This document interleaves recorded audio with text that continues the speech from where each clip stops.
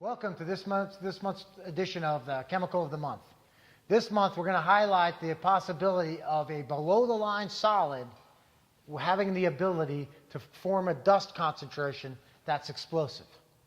So get your charts, get your books, and we're going to practice with this chemical called zinc stearate. Zinc stearate. So get your charts, get your books. Remember what we're doing. We're sizing up zinc stearate. I guarantee you, I'll put money on it. Nobody out there, or a handful, have responded to the chemical. So you can't draw a mental picture on something. It's like going hunting for a dodo bird. I mean, how does that look? Where would you ever start? So but you know it's a bird. It's probably got a beak, two feathers, feet, right? Feathers, but so, you don't know if it's a dodo bird or a robin. So it's right. It's like going to Antarctica. You know what the climate is, but you don't know what the weather. Let's see what the hazards are. You go to chart number 2. And then you look for the word zinc. You go down to the Z's. All the way down to Z's, and zinc is a yes for the first name. Remember, that's a first name box. So if zinc's in the first name, it's a yes. That takes me to below the line. Now everybody's on the page. Everyone, like a quarterback, call a play. Everyone responding to the zinc stearate, we're running below the line. Below the line. Everybody on the team, everyone that's on the air that can listen to you say below the line. It's just like saying full arrest, cardiac arrest, fully involved. You know, it's the same thing. Now, everyone goes to the chart 2, that has taken our class, and they can see, as of this very second, subject to change, zinc stearate is a solid. You think about Tom Brady when he was in the Super Bowl, right? If you watch, he goes to the huddle. He's got a place list on his arm. So if he calls out, they tell him, hey, you're going to run a red 14. He's got red 14 there, and then he said, okay, this play is this. Everyone on the team knows what to do based on a red 14. So we do the same thing with here. Our charts. That's why you got the charts. So this is right, the that's what Brady has on for hazmat. So we go to zinc stearate. It's below the line. Since below the line, state of matter is solid. Solids are heavier than air. They're still toxic. If you breathe in dust, it can kill you. But it's not toxic in parts per million because there's no vapor pressure. It's toxic in milligrams per cubic meter. Okay, so remember, what does that mean for the layman like us? It means milligrams per cubic meter means it's toxic in dust. Then we look at LEL and UEL. No LEL, no UEL, no flash point, no carbon and hydrogen. So it's toxic but not flammable. Then we look at corrosivity. Corrosivity. What's the corrosivity of this, Chris? Since it's below the line. What's it say in the standard operating guidelines? It says corrosive pH what? It's blue because it's a base. Right? So if you can remember it's below the line are bases and the pH turns blue. And then we talk a lot about fluorine. So in a below the line solid, I want to know if there's fluorine in it. So I'm saying everything's got fluorine in it. I look at the formula. Eventually, when I get to the book, I'll know if there's fluorine or not. But for now, everything has fluorine. Everything. And polymerization, since polymerization is a above the line phenomena, in the size up when we're below the line, no polymerization. But could it react with water? Heck yes. I want you to think about an Alka-Seltzer. Does that react with water? Yes. Plop, plop. Fizz. What do you think fizz means? It gets wet and it off gases. Some of these below the line solids are like Alka-Seltzers. They fizz different gases. So air and water reacting. Are they radioactive? Do you know? No, Could there be zinc stearate 137? I don't know. So in the size up, they all are radioactive. All dorsal fins are sharks. Then it says the last bullet, go to chart 4. Let's see if we can put it in a family. All right, that's almost like the second name chart. Yeah, it is the second name chart. Yeah. That's exactly right. The above the line, below the line is based on the first name. The family chart is based on the second name, especially below the line like this. You go to the top of it, there it is. There's the alphabetical order of chart number 2. You'll go all the way from aluminum to zirconium. Is zinc somewhere in between? And there's zinc. Then you go down and you say, if you go down, it ends in ATE. So it's blue. All units responding, we are responding to a blue 11. Blue 11, blue 11. Now everybody knows exactly, everyone. Listen to this. This is the chemical no one's responded to. This is a miracle. We're responding all on a call with confidence because within 20 seconds, you called it a below the line blue 11. You know the hazards, you know the meters, you know what to wear in when 20 seconds. And what it says now in the hazards, for you folks that are not using version 20, it used to say toxic, corrosive, oxidizer. Now it says toxic, corrosive, oxidizer, but if it has carbon and hydrogen in the formula, we have a dust explosion hazard. Okay, so we're going to have to check to make sure it doesn't have carbon and hydrogen, or we could easily have an explosion hazard. I look at zinc stearate. We go to the book, the zinc stearate. There it is, carbon and hydrogen, and throw in an So oxygen. you looked at that first. Yes. Because of all that stuff dealing with the solid, the thing that was going to kill you was a dust explosion. And then here's something new that we haven't talked about. We talk about very little, but it's a big deal if you happen to respond on this call. This is the physical, out of the 677 chemicals, only about 10 chemicals have this physical chemical description. And if you go to the bottom of physical and chemical property, underneath LEL, you see MEC, minimum explosive concentration. How much of this do I need in a confined space for this to ignite and blow up, right? Explosions occur in confinement. 20 grams. 20 grams. So here we go with the metric system. What's 20 grams? About $150 on South Beach on a Friday night. Right.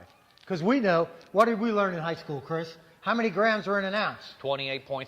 How does he know? Did you learn that in science or the parking lot? No, I learned it in the parking lot. And that's about 4 fingers, right? Yes. It's about 4 fingers. 4 fingers. Right. Yeah. So when we're talking about the metric system, and they're talking about how many, 20 grams, since we have drug testing now, we have to use this. We take a pack of sugar.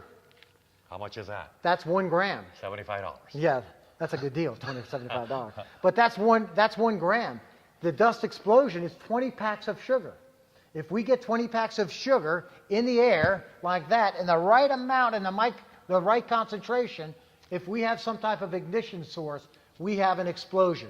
The smaller the package, the confinement, the better the confinement, the better it blows up. So this one has, and what makes it blow up? Look at the formula. You got to have fuel, oxidizers, and oxygen and heat. Look at the formula of this one. Where's the fuel? Carbon and hydrogen. Where's the oxidizer? Is right in the formula. The O in there. So what do you need for it to blow up? The right concentration and an ignition source. So let's look at other hazards, Chris. We said it was toxic. The IDLH says not determined. ND. So is it toxic? Sure. Where do we go to look if it's not in the IDLH? We go to the exposure limit, look at the OSHAPL, and you see that the time-weighted average, TWA, is respiratory, is 5 milligrams. What we usually like to say in the class, take the milligrams, multiply it times 10, and you kind of throw down kind of IDLH, take liberty with the science or the toxicology to make the point. So what's 5 times 10? 50 milligrams per cubic meter. Which is not a heck of a lot. Hydrogen. The pack of sugar, remember, was 1,000 milligrams. So it doesn't take a lot of dust. And a lot of people think, dust, no big deal, no big deal. Yes, big deal. You breathe in dust, it can kill you down the road. And remember, IDLH is measured, or time-weighted average toxicity is measured in milligrams, right? Parts per million is measured toxicity when it's above line in parts per million. But how do you measure LEL? In percent. How do you measure minimum explosion concentration? In grams, not milligrams. And kind of, you look at 1910-146, it kind of tells you in the confined space that if you can't kind of see the end of your fingers when you go inside of a confined space. If there was enough dust that Chris couldn't see and his I can't fingers see there, the end of my fingers, the environment I'm in, it has to be grams per cubic feet. So all you need is some type of spark, and those little particles in the air could ignite and blow up. So, Chris, since you said it's toxic in dust, there's a chemical physical property that tells me it has to be toxic in dust because it's putting off no vapors. What is that called? Vapor pressure? What's the vapor pressure of this powder? 0. No vapors being produced. Vapors are measured in parts per million. So if you look at that OSHAPL, it's going to be milligrams because it's dust. And then check this one out. For a below the line, most below the lines don't have LELs. This one has a question mark, which is code for it has For one. yes. I just don't know what it is. Look at the flash point. Does it have a flash point? 530 degrees So Fahrenheit. it has an LEL, but in our environment where we work, 530 degrees. We're never going to reach that unless it's in some type of facility. That's why it's a very important question. Now that you know this, that when I'm responding to an industrial site, I ask someone in charge, and let me tell you who's in charge from 35 years experience. Not the dude with the Armani suit, The guy with the biggest keyring is in charge. He knows more than the guy He in knows the more suit. than the guy with the suit. Yeah, The yeah. guy in the suit's going to screw you out of your bonus. The guy with the keyring's going to tell you how to get in there. All right, so this is what you do. You ask that guy, where exactly is this spill? All right? If you walk in there, like we tried, and you can't see the end of your fingers, you got to wet it down. Wet it down. Take fog stream, push That's down. a great one because we talk about gases pushing it. Well, think about it. You take dry It's sand. insoluble, Joe. Right. So you push it down. And it makes it into like a mud almost. Right. And that keeps it from it being in the You air. see it when they do construction work, when they have dust from concrete Or dirt roads, or right? dirt roads. Yeah. They wet it down to bring it So down. when the car drives over it, you don't get a bunch of dust in the But air. here's the So- question that you learned from what we're talking about. What about, are you using the zinc stearate in a chemical process? And he says, yes, man, we're making sugar here. Oh, and what is the temperature of that? Oh, we take it to about 600 degrees Fahrenheit. Huh. Why is that important, Joe? Well, look at the flash points, 530. So we could have a problem with this thing. First of all, going from a solid to a liquid because the melting point is 286. Then we heat up the liquid that it puts off enough vapors to burn at 530. And you're saying it's at 600? Now we got a flammable liquid. We got a flammable issue going on here. Not just the dust explosion, but flammable. So, is it corrosive? Well, one thing you'll notice when you look at the NIOSH, it doesn't say corrosive very much. So what I do is I look at red 11 on the chart. Was there an X in red 11, Chris? In red 11? X, Or in blue red, 11? Blue 11, I'm sorry. Yes, there's a blue. Blue X. And you So got the blue chart X. says this is potentially corrosive. The way I do it In is solution. I get to the hot zone. I take my pH paper in the hot zone. This is how I verify corrosivity. I take my pH paper, I touch it to the powder. If it turns blue, yes, it is a base. If it doesn't change, it's not corrosive. So, learning point. If you don't see the hazard in the book, prove it with a meter. Just go ahead and restart that right there. So, learning point. If you don't see the hazard in the book, like we didn't see corrosivity in the book, prove it with a meter. That's all we need to do. Oh, Joe, can I measure this for the PID? Well, it's got a question mark, right? No, ain't none. Oh, NA. Hey, did we tell you about the NA part?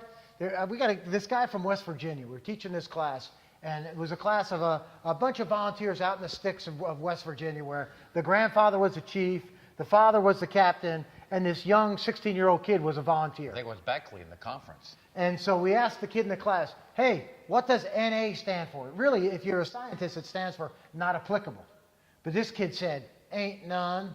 So we teach that when you see NA, it means ain't none. It doesn't have one. That we So asked him what that's a a shout out to the Yeah, 16-year-olds, so- probably so- like 25 now. He's a chief right? now. We're making moonshine. The same later in the class, IDLH, I don't like hazmat.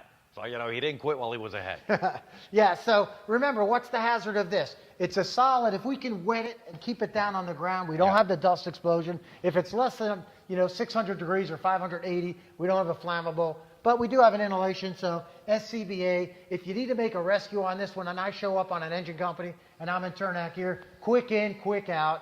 If I need to go clean it up, I could wear level B so I can throw that away when I'm done. I take a broom, I sweep it up, put it in a dustpan, put it in an overpack drum, and life is good. Yeah, and I probably put a little bit in the Sure. in the recovery drum. Yeah. And if it's corrosive when I wet it, I would use a poly drum recovery instead of a metal. And here's another thing: if it's in a chemical process, and the guy doesn't know what the temperature is, what instrument would you bring in? The The temp gun, right? Yeah. Right. So I could take the temp gun. If the temp gun says, hey, it's 640 degrees. If we're dealing it's with a flammable liquid. Yeah. So remember, the learning point on this one is some below-the-line solids with carbon and hydrogen and oxygen, like this one, can blow up for a dust explosion. So you'd look at the formula for the CH and O, but you could also go down on some of them and look at MEC, and it tells you how much dust it would take to blow up. So solids can blow up. Sugar is a good example. What was the name of that place in Atlanta or in Georgia? Dixie Crystal. Yeah, Dixie Crystal is a great example. Yeah, You and can later Google on a that. break, when we sign off, go to sucrose in the book. Sucrose is sugar. And What's in look- the formula of sugar? Right, carbon, CHO. hydrogen, and oxygen. And it has a minimum explosion concentration. So remember about that MEC, and remember that some dust can blow up, but most of the time below the line solids, not that big a deal unless, of course, they're water reactives. So that's this month's chemical of the month, zinc stearate. I'm Joe, I'm Chris. and we're signing off till next month. Stay safe. Take care.